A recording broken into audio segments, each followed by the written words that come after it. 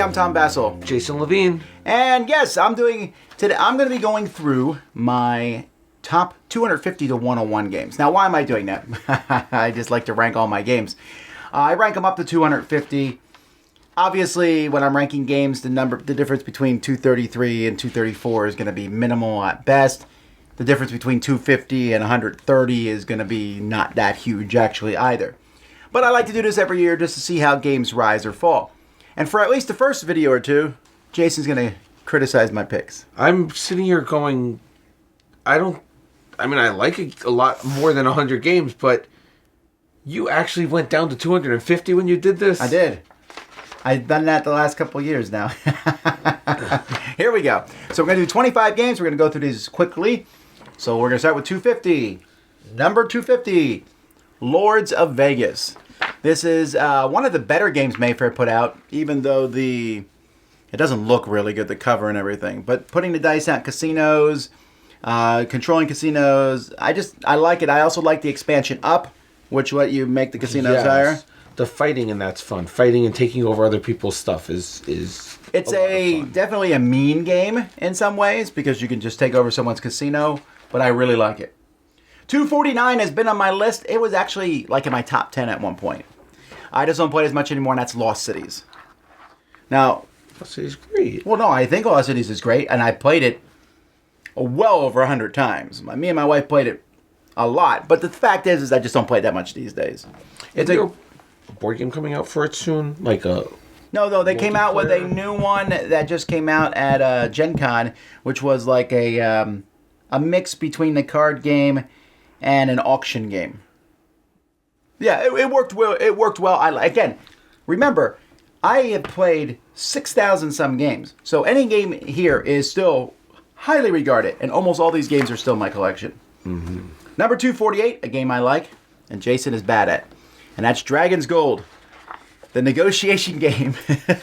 Yes. Where I've seen Jason go and not negotiate, because you have to make a deal to split everything in 1 minute. Is it 1 minute? Yeah, I think it's 1 minute. Yes. And if you don't make any deal, no one gets anything. Because I want at least a fair end, and no one ever wants to give me a fair end, so I'm not going to let anyone get any better end than me. I don't think you've ever won this game. No. All right. 247 is a party game that started out as a game anybody can play. You just get some paper and play, called Eat Poop You Cat. But the published version is Telestrations. And Telestrations is one of those party games that no one cares if you win. In fact, I don't even know how to keep score in a game. I don't think we've ever kept score. I mean, yes, it's supposed to be how many people get the clue right and the other clue right, and there is a scoring, but we never score. Yeah, this is I like the game for what it is, and the worse people play it, the better it is. Yes. And so they even make a 12-player pack, so that's a good one to check out. 246 is Thebes. Thebes has been on my list for a long time. You think this is too low? No, I like Thebes a lot. Well, yeah, it's in my top 250. It had the timer mechanic. Yeah, they were just playing a game yesterday, Australia, from Martin Wallace, that has that same timer mechanic, which I really like. If you take a big action, that's great, but you're going to wait for a while before you go again. But I like Thebes because I like pulling tiles in the bag, like buried treasure. Yeah. Number 245 is a 4-player exactly game where you whisper in other people's ears. What's it called? I know you've played it. Yes, this is the one where it's everyone's got a clue book and everyone's got a different clue book, right? Right, it's Witness. Yes. Now, this is a game that not everyone likes, right? I think Sam probably wouldn't like it or whatever. I like it, though. It's a lot harder than you think. There's 4 clue books. I think there's like 60 cases. You can play it a ton of times. And you all have some clues and you whisper information, and then you have to remember what someone whispered you and actually understand it, because some people can't whisper. No, I think we both got the one with the footprints, right? Yeah, that's the first one. We got that one. The dice one we messed up. All right, 244 is a game that Jason probably ranks higher than me, but I really do like it a lot. It's been in my top 100 for a while, and that's Tribune. It's in my top 100, yeah. Is it? Yeah, it's a worker placement game in ancient Rome where you're trying to control groups of people. The main reason Tribune is not in my top 100. I still like it a lot. Is the scoring's a little wonky. They have that you can either you need to get a certain number of things, a certain number of money, a certain number of but I always shields. I always play where you forget that you just play a number of rounds and then you get points for whatever you get. There's different ways in the box. It's not perfect, but I like it and it has a good expansion. Yes. 243 is a cooperative game, Police Precinct. This is basically where you're a bunch of police officers trying to stop crime in a part of the city where there's a ton of crime. I like it. It's, I don't know. I just like being a police officer. Yeah. I don't know why there's not more games about being a police officer. Can you think of any other game? There's games where you're like detectives trying to solve a crime, but like being a police officer, this may be the only one I know of. Yeah. Oh, there's good cop, bad cop, but that doesn't count. It's a tricky topic to do well. Sure, right, yeah. All right, let's get to some games that weren't on the list last year, newer things. 242, Cursed Court. Now, Cursed Court, I don't know if you've played this one. I haven't. Yeah, this one I played last year on a cruise like 5 times. And basically, you're putting down chips and bidding to control different people. And you want to control a row or a column, but there's this back and forth. And you're not quite sure which people are going to be more valuable. Everyone has some information, though. Like you and me will look at a card. We know that this person's going to be, they're going to be worth some points. And you can also bid on, like, all 3 of these people are going to be on the cards that pop up. I saw you playing this. Yeah, yes. I really like it. I saw you playing this. It's a good game. So that's Cursed Court. 241 is a really tiny game from WizKids that Zeb taught us. I think Jason played it back when it was a prototype. And that is Fantasy Realms. Yes. Fantasy Realms is a game that does not look good at all. Just a bunch of cards. It's a little bit of a drafting. You put a card in the middle or you take a card. It's a rummy variant. Kind of, but the scoring actually takes longer than the game. Because it's cool. It's the most unique scoring for a game I've ever played. I don't know about that, but it's definitely unique. It's interesting because this card will score you 5 points for every dragon in your hand. This card cancels this card. This card will get you points if you have this card. And so you're trying to figure out the best combinations. I think, like Zeb told me, like there's a certain point total that's like the highest you can get. You could get like 400 points in that. Yeah, but you would have to like have the perfect hand. Yes. I'm still waiting for a sequel to come out for this one. I like it so much. It's just it's a little tiny game. 240 is a game that just came out at Gen Con, Expansity. I don't know if you've played this one yet. Yes. Oh, you have? Yes. Yeah, it's a pretty simple city building game where you're playing cards to build a city in the middle of the table, and then you just get points for basically how high you build your buildings, and if you meet different mission goals in the game. It's not complicated at all, but it looks really good. Great components, and it's a lot of fun. Yes. All right, so Jason has not disagreed with me so far too much. No. I mean, come on. I might have to put a top 1,000 together. Okay. To show you how this is done. 239. Dragon Castle came out at Essen last year. Oh. This is the Mahjong style game, and you and I played this several times. We played it multiplayer and 2-player. I think I like it best 2-player actually, just that back and forth. As you pull tiles off and then kind of build them in your own little thing in front of you, put roofs on them, and each game is different. The scoring's going to be different based on a card, and the way the tiles are laid out are different in every game. It's a great looking game too. Right now this company is just on fire. Horrible games every time they come out with a new game. I'm certainly interested in it. Yes, and there's a Kickstarter. We have one of the Kickstarter pieces which makes the Dice Tower symbol. Oh yeah, that's true. We do. 238 is a game I played with Jason for sure. A Tale of Pirates. This is a cooperative game that uses an app, and you have this big pirate ship in the middle of the table with timers. Yes. Now, there's a lot of these games out there where you have to flip a timer and then do it. Remember the space game, Space Trader, what was it called originally? I don't know. They changed the name of it. Time and Space is what the new version was called. Right. Space Dealer. And that's okay. The problem with that game was you could mess up, not on purpose, like not cheating, but you could mess up and no one would notice because we're so busy. In this game, it's a cooperative game, so we're definitely talking to each other. Okay, don't forget to flip your timer, and then you take a move, and we're moving this pirate ship, we're shooting at enemy ships.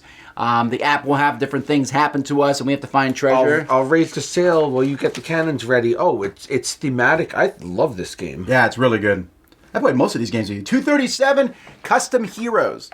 Now, this is from the same guy who made Mystic Vale and has those cards. And when I first played Custom Heroes, I thought, it's okay. But the more I've played it, the more I've enjoyed it because it's a shedding game or a ladder climbing game where you're trying to get rid of all your cards. But each time the cards are going to be changing and getting weirder. And I'm playing 2 15s. And you didn't even know 15s were in the deck. Yeah. And it's silly. It's not like super strategic, but it's just a good way to pass the time. Yeah. 236, me and Jason played this together. Flip Ships. Oh, yeah. Yeah, Flip Ships is a dexterity game which feels like... Space Invaders. Space Invaders, thank you. Yeah, so these spaceships are coming and you're flipping these ships, trying to land on them. You have special abilities. You're trying to hit the ships, and then there's a big mothership that you got to actually flip the ship into. You got to get everything into. We played this on the last 24-hour marathon with Roy and had a really good time. Maybe you did. Was I playing it? No, this was at like the wee hours of the night. I landed 2 things in the mothership. Oh, there you go. Yeah, Flip Ships. It's a lot more fun than I thought. And great game. 235, Mage Wars. Now, Mage Wars has dropped really far off my list. It was in my top 10 for a while. No. That's because Mage Wars Academy knocked it out for me. Mage Wars is a big, grandiose game, and again, still like it. Still on the list. I still have everything for it. And it's like Magic the Gathering, but the biggest thing it does is it takes out the luck. Yeah. You can pick any spell you want. You're going through your book, flipping through your book, you pick your spells, you cast your spells. There's still luck of dice. So it's not, luck isn't completely gone. Obviously, there's a lot of luck of dice, but I kind of like it that way. 234, Z would kill me if he knew how low this was. Super low, and that's Pandemic. Although, again, remember, it's my top 250, but I like Pandemic. It's just that Pandemic Legacy has kind of ruined it for me. Yeah. Every time I play Pandemic, I'm like, that's great. Pandemic Legacy was better. Of course, because Pandemic Legacy, you're finding, new things are happening and you're learning new things. Pandemic, after a while, after you've played it enough times, it becomes samey. Well, I don't know if it's necessarily that. I have a lot of expansions for it. And again, I still like it. So I put it on the list.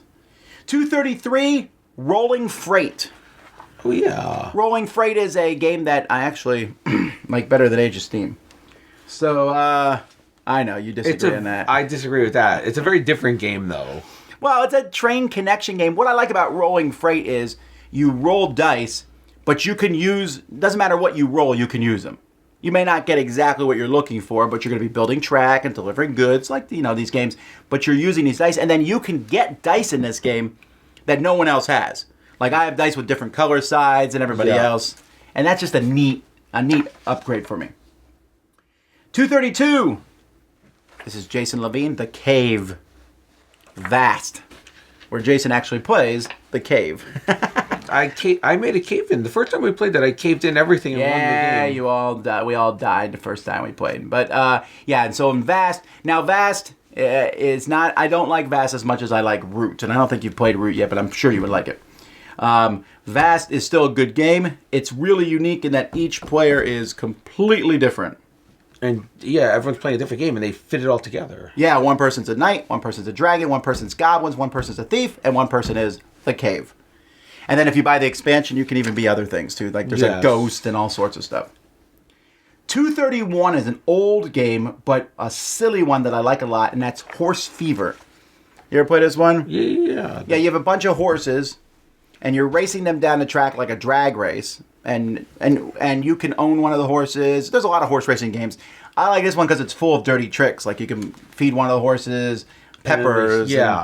And so everyone's playing all these cards. It's a little more complicated than it needs to be because there are faster, easier horse racing games out there. But for some reason, this one appeals to me. I also like the Mad magazine style art. 230 is Chaos Ball. From Eric Lang. Ooh. Did you ever play this? Yeah. So Chaos Ball is... I like it better than Blood Bowl, actually. So do I. Oh, do you? It's Take like, that, Healy! It's more like basketball. Like it simulates basketball. It feels the most. Well, you got to go in and it feels like if you are punching people the entire time with basketball. Well, yeah. So you have a ton. You can pick one of these races, and you're fighting each other with a cosmic encounter card thing, and you're moving around, and there's a ball, and you get points for moving that, but you also get points for like taking out the opponent's team. Eric, this is one of Eric Lang's earlier CMON designs, but I like it. Yeah. 229 is my favorite Carcassonne, and that's Carcassonne the City. Carcassonne the City is just a great version. Yeah, because you're building that whole wall around it and everything. It looks really good. Now, do you like any... I mean, like if you had to pick a Carcassonne, is there a favorite? I like the winter one because I really like the way the map looks when it's played that out. is a nice one. I mean, back in the day, everyone was like loving Hunters and Gatherers. Then there was Ark of the Covenant. There's regular Carcassonne with its 200 expansions. But Carcassonne the City just looks amazing. Because you're building this wall around it. And I love the way the wall is the game timer, too. Yeah, and you can also put guards in the wall and they get points for the buildings they see. All right, let's see. 228. A classic game, Manhattan. Manhattan, now I mentioned Expansity already in this list. Manhattan is still the best in this genre. In Manhattan, you're building buildings in the city. You just play card, but you can build on top of other people. It's a very mean back and forth game. It won the Spiel des Jahres, though, in 95, I think, the year after Catan. Yeah. It's designed by the same guy who designed Puerto Rico. So there's that, but it just looks good, and it's an easy game. If I want to teach someone something easy, here's a game. You play a card, you pick a city, and build a building in that city. And try to get on top of other people, because it's you want to be the top of building. And my favorite variant for this is a little monster you put in that goes around and blows buildings up. I don't know if you've ever played that. I haven't. That sounds interesting. When you play the card, where you play the building, that's how the monster moves. So if I play it in the upper left corner, the monster will move one space to the upper left.